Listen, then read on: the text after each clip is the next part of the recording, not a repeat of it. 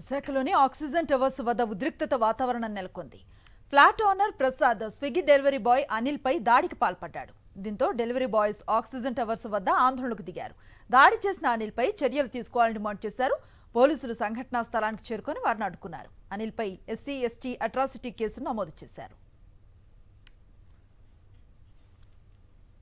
నిన్న నేను 11:12కి పని నుంచి వస్తున్నానండి.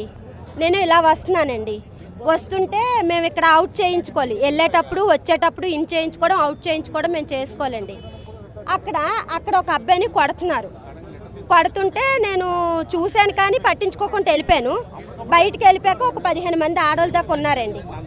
ఉంటే ఏమైంది అని వాళ్ళు అడిగాను. అంటే నేను వచ్చేసరికి కొడుతున్నారు. అంతకుముందు ఏం జరిగిందో ముందున్న వాళ్ళు తెలుస్తుందని. ఏం జరిగిందండి అనేసి అంటే ఏదో ఆర్డర్ తీసుకొచ్చాడంట పిల్లడు, ఏదో అన్నాడంట, ఆ ఆర్డర్ తీసుకొచ్చాడంటే ఏదో అన్నాడంట, కొట్టేస్తున్నారంట.